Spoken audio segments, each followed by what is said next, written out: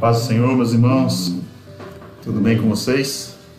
Deixa eu só ajeitar aqui que tenho que mudar a configuração. Amém. É muito bom poder estarmos reunidos, né, ouvindo uns aos outros. Isso nos anima, isso nos traz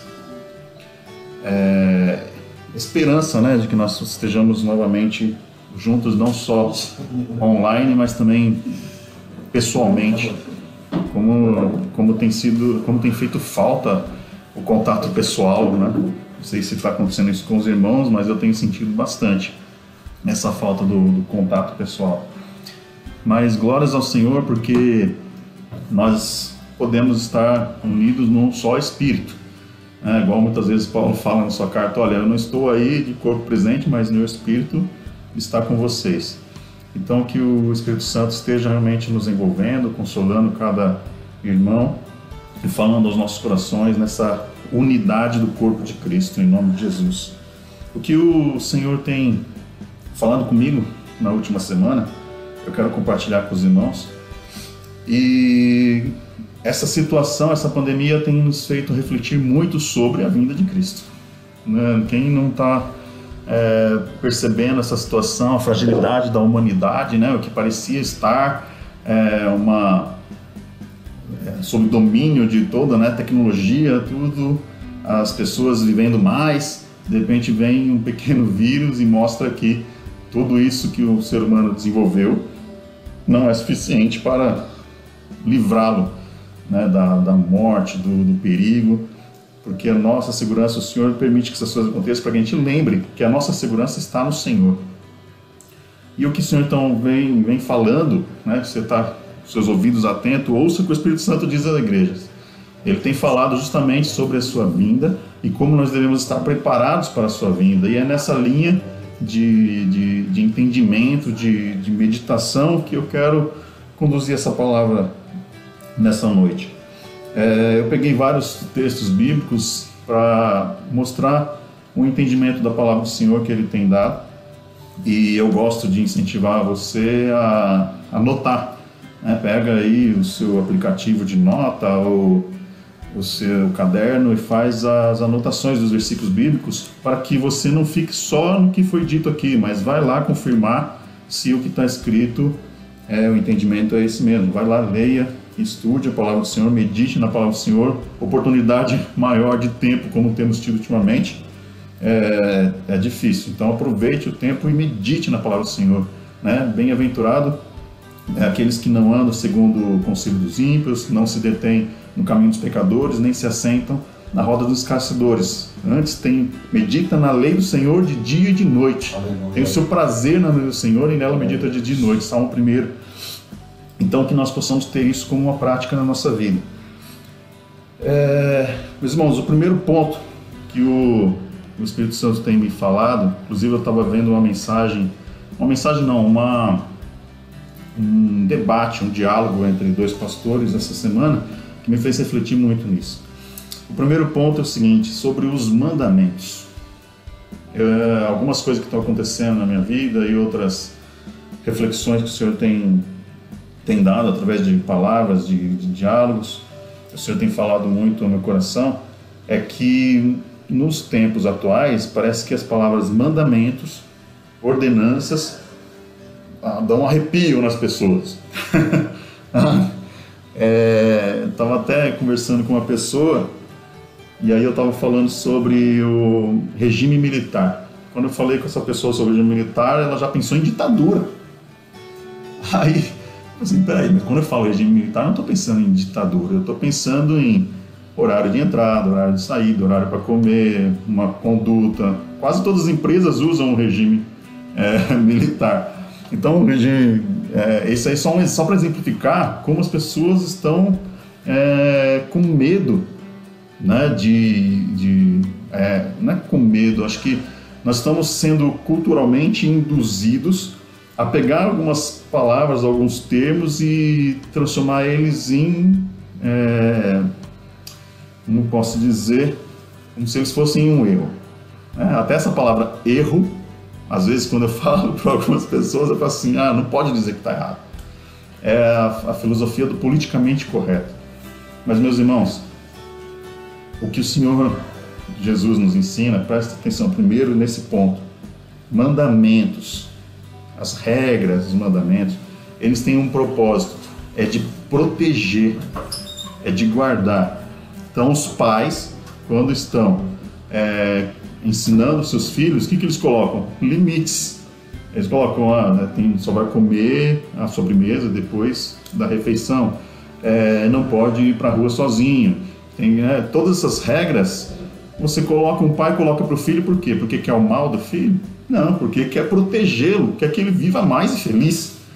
O nosso bispo, ele contou uma vez, o bispo Hildo, que a netinha dele, quando ela tinha acho que uns 3 anos de idade, ela estava de pé na cadeira, com as mãos no encosto da cadeira, e aí o pai da menina, o filho dele, deu uma ordem para ela: desça daí.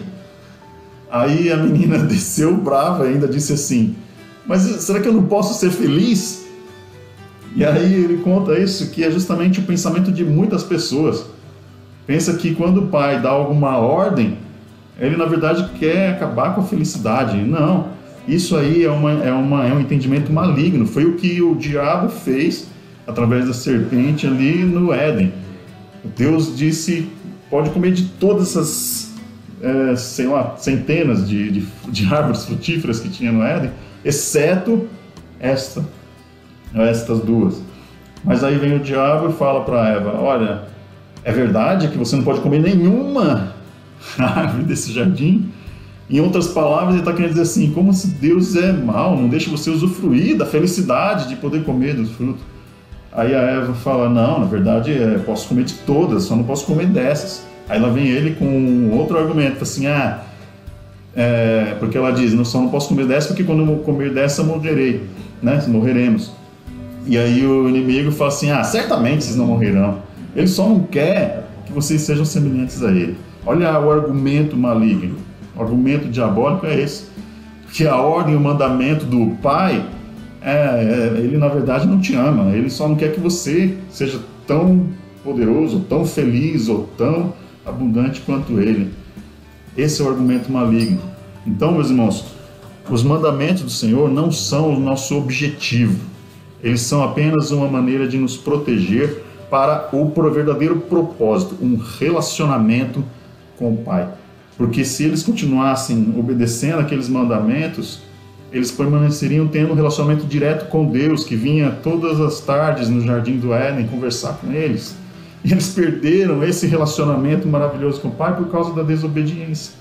Então nós temos que entender que quando o Senhor Jesus coloca mandamentos na nossa vida, esses mandamentos não são o propósito, nós não somos religiosos. Religiosos é que foca em cumprir os mandamentos com o propósito de ganhar algo do Pai. Esse não é a mentalidade do cristão, a mentalidade de Deus. Ele não espera isso. Ele espera que nós obedeçamos os seus mandamentos, porque essa é a maneira que ele nos cerca, nos protege, para podermos ter um relacionamento com ele. Saindo desses mandamentos, nós não temos. Então, os mandamentos, eles são para proteção. Nós nunca vamos conseguir, acho que não tem oportunidade melhor de entender isso como nos dias de hoje. Afinal de contas, por que nós estamos nos privando do relacionamento um do outro hoje? Qual é o propósito de nós nos privarmos desse relacionamento? É para proteção, para não disseminar mais ainda o vírus e chegar a pessoas que estão sensíveis e estão morrendo. E muitas pessoas estão morrendo. Então, esse é o grande exemplo do para que serve uma regra. A regra da gente ficar em quarentena, da gente evitar aglomerações, é para não proliferar demais a contaminação. Senão, muitas pessoas vão ficar doentes, morrer mais rapidamente, e o sistema de saúde não vai dar nem conta, e às vezes vão ter pessoas que poderiam até sobreviver e não sobreviveriam porque não tem aparelhos para eles, não tem leito para eles. Então, nós temos que entender que as privações que nós temos tendo hoje é justamente para a segurança, para a proteção. Então, a mentira diabólica é que os mandamentos são para privar a nossa liberdade. Essa é mentira. Os mandamentos do Senhor são para nos proteger, para nos dar um ambiente onde o verdadeiro propósito de Deus, relacionamento com Ele, aconteça. porque fora desse ambiente não tem como nos relacionar com Deus, porque o Deus é santo e não importa que nós sejamos santos para termos um relacionamento com Ele e Ele nos santifica. O outro ponto, os mandamentos são para criar um ambiente de relacionamento e não para merecimento, que é justamente o que eu já adiantei.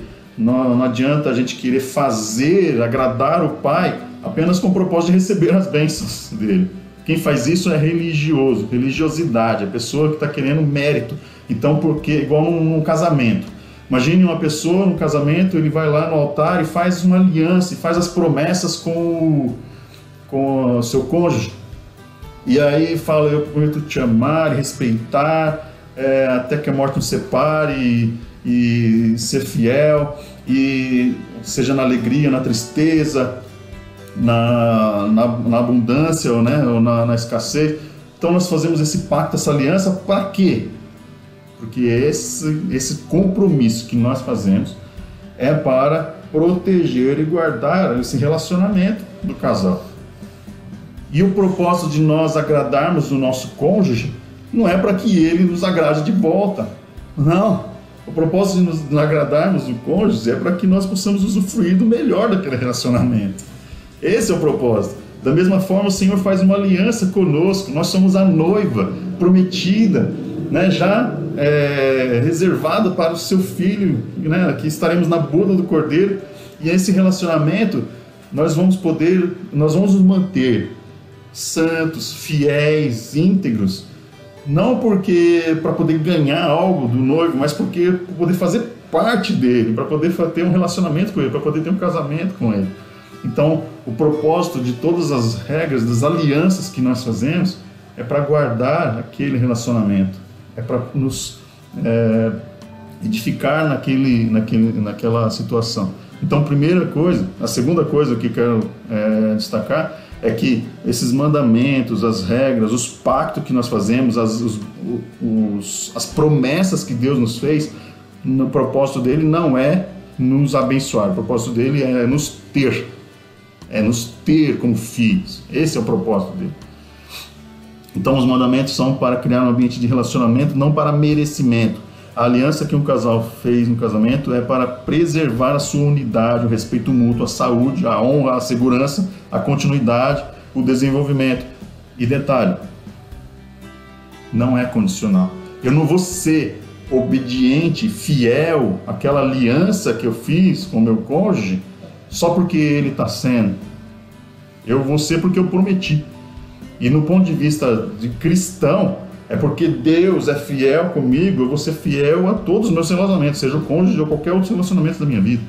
Porque Deus mostrou a sua fidelidade e eu que quero imitá-lo, vou ser fiel em todos os meus relacionamentos. Esse é o propósito da aliança que nós fazemos. Então não é condicional, só porque eu só vou ser fiel se o meu cônjuge continuar sendo fiel, eu só vou agradar se ele me agradar. Esse daí é um engano maligno. Amém? Essa é a grande mentira diabólica, que a obediência aos mandamentos te dá direitos que precisam ser pagos em troca. É mentira maligna. Não creia nisso. A propósito das alianças e das promessas que Deus nos faz é para nos ter, é para que nós tenhamos um relacionamento, é para fazer parte da nossa vida e nós fazemos parte da vida dele. Amém?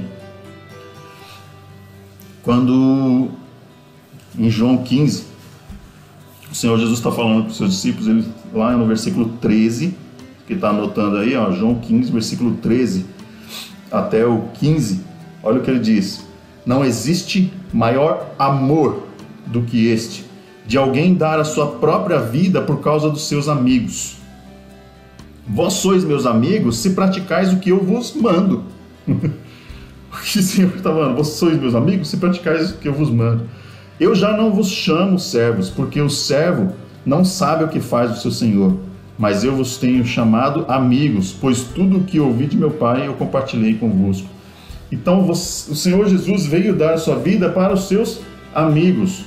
Então o Senhor espera que nós sejamos amigos de Deus e não subordinados, servos simplesmente. Ele quer amizade, ele quer relacionamento. O foco do Pai é relacionamento com seus filhos. Ele te fez filho. João capítulo 1, Versículo 12: mas todos quanto o receberam, deu-lhes o poder de serem feitos filhos de Deus, aqueles que creem no seu nome. E ele não fez você filho só para criar, ele fez filho para tornar você ter um relacionamento paterno contigo, comigo e com você. Ele quer ser nosso pai, ele quer ter um relacionamento. É relacionamento o alvo do Senhor desde o princípio. Desde o começo o Senhor quer relacionamento, meus irmãos. Não é um relacionamento de troca, é um relacionamento de comunhão, né? É um relacionamento de unidade. Os dois são um. É assim que o Senhor espera que nós tenhamos. Então o Senhor Jesus, e aí eu vou começar uns alertas para você. Aqueles que são meus amigos obedecem os meus mandamentos. João capítulo 15, versículo 14. Vós sois meus amigos, se praticais o que eu vos mando. O que ele está querendo dizer com isso? Que você só vai merecer a amizade de Deus fazendo coisas para Ele? Não é isso que o Senhor Jesus está querendo dizer. O Senhor Jesus está falando assim, ó, isso que eu estou mandando vocês fazer serve para que nós tenhamos um relacionamento de amizade.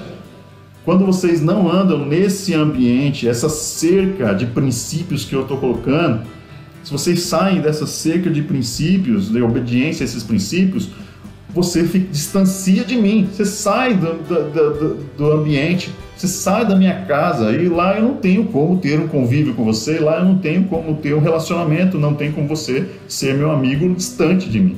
Eu quero que você esteja perto de mim, e o que eu vos mando é para cercar vocês dentro desse aprisco, onde eu posso me relacionar com vocês constantemente. Então esse é o propósito de Cristo. Então somente aqueles que estão no seu aprisco, somente que são aqueles cercados de obediência à sua palavra, é que estão tendo um relacionamento com o Pai. Outro ponto: a verdadeira motivação de quem se submete, aos mandamentos de Cristo é ter um relacionamento eterno com Ele. Atenção nessa palavra. A verdadeira motivação de quem se submete aos mandamentos de Cristo é ter um relacionamento eterno com Ele. Não as bênçãos que Ele pode dar. Se a motivação for pelas bênçãos, quando você alcançar as bênçãos, não vai mais precisar se submeter e se relacionar com Ele. O Senhor Jesus, Ele não quer que sejamos motivados pelas bênçãos, Ele quer que nós sejamos motivados por um relacionamento. E presta atenção que quando eu estou falando dos mandamentos, e aí eu quero, para nós concluirmos o entendimento da palavra do Senhor, qual é o seu principal mandamento? Amar a Deus sobre todas as coisas. É mandamento de relacionamento. Amar a Deus sobre todas as coisas, com todas as suas forças, com todo o seu entendimento, com toda a sua alma, e amar o teu próximo como a si mesmo. Aqueles que o amam querem o que dele? As suas bênçãos? Não. Aqueles que o amam querem Ele, querem ter um relacionamento com Ele, querem o Pai. Então, qual é o mandamento para os nossos dias? Ame ao Senhor e espere a sua vinda. Almeje com todas as suas forças a sua vinda, onde Ele vai estar pessoalmente. Podemos tocá-lo, podemos abraçá-lo. Esse tem que ser o nosso maior anseio. Tem que ser esse o nosso maior anseio. Buscar o Senhor, esperar o Senhor. Mas sabe o que está acontecendo? Que era inclusive o que eu estava conversando naquele debate que eu estava vendo.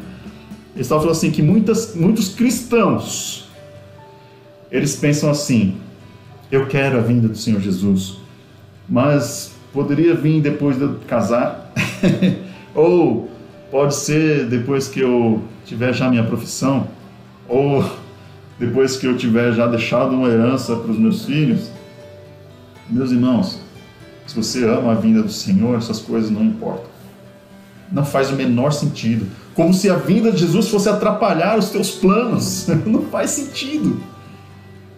O que faz sentido, o que Cristo espera de nós, quando Ele fala: aquele que quer vir após mim, negue-se a si mesmo, tome a sua cruz e siga-me. O que Jesus está falando? Ele está falando o seguinte: sabe os seus planos? Pega eles, Compara com os meus planos por você.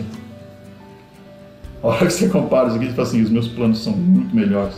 Aí sabe o que você faz? Pega os seus, joga fora. E assuma os meus planos. E qual é o plano do Senhor? É te dar uma boa casa, um bom casamento, filhos, um bom emprego? Não tem nada a ver, isso não é o plano do Senhor. O plano do Senhor é te dar um reino eterno. É um reino eterno, onde não haverá mais dor, onde não haverá mais choro, onde não haverá tristeza. Esse é o plano do Senhor, que nós estejamos eternamente com Ele. Esse é o plano do Senhor, é esse. É esse que você quer para a sua vida? Então esquece esse plano de vida que você formou aí e busque o plano do Senhor. Senhor, eu quero viver os teus planos e que venha o Senhor. Ora, vem o Senhor Jesus. Faça a tua vontade nesse lugar, Senhor. Faça a tua vontade na minha vida. Venha o teu reino. Seja feita a tua vontade, assim na terra como é feito nos céus. Faça a tua vontade na minha vida, Senhor. É isso que eu quero. Então os meus planos ficam de escanteio. Os meus planos eu jogo fora. E sabe qual é o maravilhoso de Deus? Quando nós nos submetemos aos planos dele, aí nós entendemos o que é a verdadeira felicidade. Porque nós começamos a usufruir da felicidade já aqui. Porque é chegado o reino de Deus. Jesus falou isso 2000 anos atrás. É chegado o reino. O reino de Deus já está aqui e nós já podemos usufruir de uma pequena porção daquilo que vamos viver eternamente com o Pai. Uma vida de paz, de tranquilidade, mesmo em meio à crise, não tememos mal algum, porque o Senhor está conosco, ainda que a morte física nos alcance, nós não tememos nada, porque nós estaremos eternamente com o Pai, ressuscitaremos no último dia e viveremos para sempre com Ele. Esse tem que ser o nosso anseio, esse tem que ser o nosso plano, esse tem que ser a nossa vida. Esse é o propósito, meus irmãos. Esse é o propósito da nossa vida, esse é o propósito do Senhor. Que esses textos bíblicos que eu vou ler agora falem muito claramente ao teu coração. Em Hebreus, capítulo 10,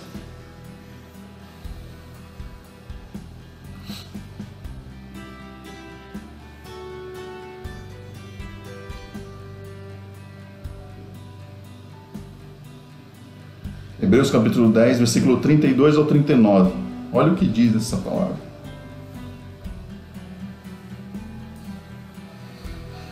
Lembrem-se, Hebreus capítulo 10, versículo 32 ao 39, amém? Está dizendo assim, lembrem-se dos primeiros dias, depois que vocês foram iluminados, quando suportaram muita luta e muito sofrimento. Algumas vezes vocês foram expostos a insultos e tribulações. Em outras ocasiões, vocês se fizeram solidários com aqueles que assim foram tratados. Vocês se compadeceram dos que estavam na prisão e aceitaram alegremente o confisco dos seus próprios bens, pois sabiam que possuíam bens superiores e permanentes. Maravilhoso, Senhor. Por isso, não abram mão da confiança que vocês têm. Ela será ricamente recompensada. Vocês precisam perseverar, de modo que, quando tiverem feito a vontade de Deus, recebam aquilo que Ele prometeu. Oh, glória! E o que é que Ele prometeu? Versículo 37. Pois em breve, muito em breve, aquele que vem virá e não demorará. Mas o justo viverá pela fé, e se retroceder, não me agradarei dele.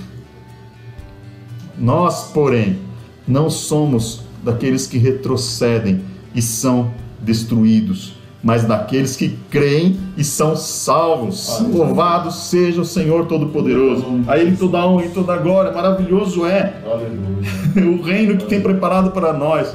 E se, como diz o outro texto bíblico, 1 Coríntios capítulo 15, versículo 19, olha o que diz: se a nossa esperança em Cristo vale apenas para esta vida, nós somos os mais dignos de pena em todo o mundo. De pena. 2 Timóteo capítulo 4, versículo 8. 2 Timóteo capítulo 4, versículo 8. Agora me está reservada a coroa da justiça que o Senhor, justo juiz, me concederá naquele dia. E não somente a mim, mas certamente a todos os que amarem a sua vinda.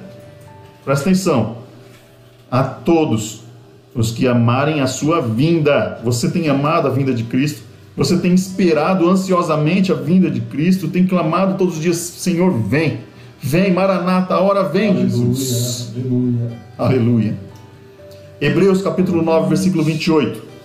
Assim também Cristo foi oferecido em sacrifício uma única vez, para tirar os pecados de muitas pessoas, e aparecerá segunda vez, não mais para eximir o pecado, mas para brindar salvação a todos os que o aguardam.